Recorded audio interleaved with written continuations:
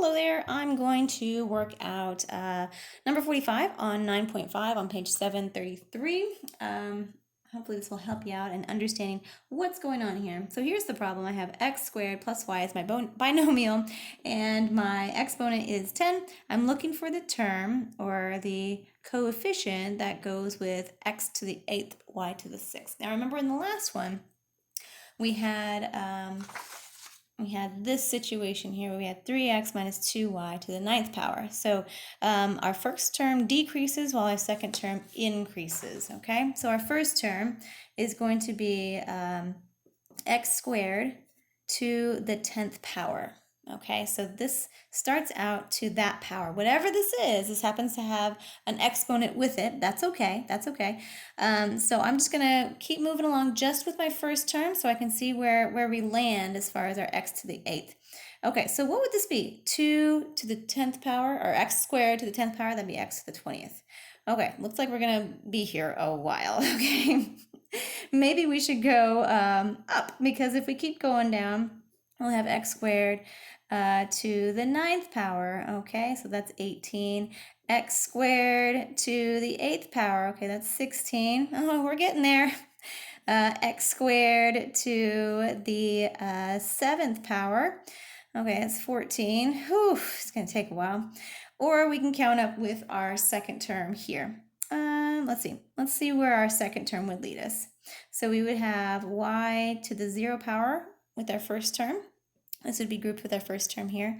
Y to the first power, y to the second power, y to the third power, y to the fourth power, y to the fifth power, and y to the sixth power. This is where we need to be. Now this second term right here, it's always going to be grouped with this first term here. So they go together. I just decided to do it with y, so I didn't have to do too much multiplication to figure out which one would yield x to the 8th.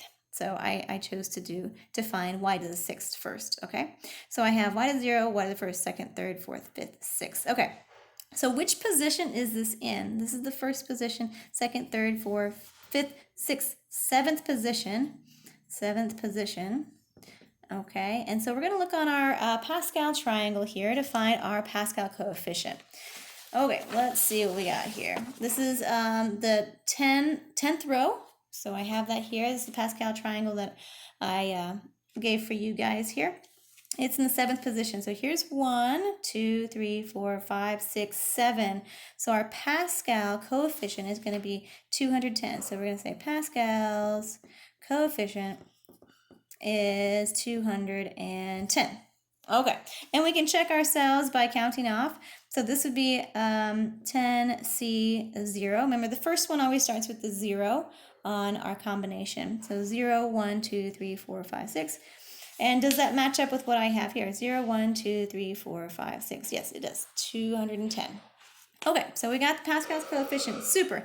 This is going to be multiplied by anything else. Now, with this one, we don't have any other coefficient other than 1. So we're going to use 210, and that's going to be our coefficient there. And looks like that's all we have to do, because this will be 210, and we'll have y to the 6th, which we found out right there, and then x to the 8th.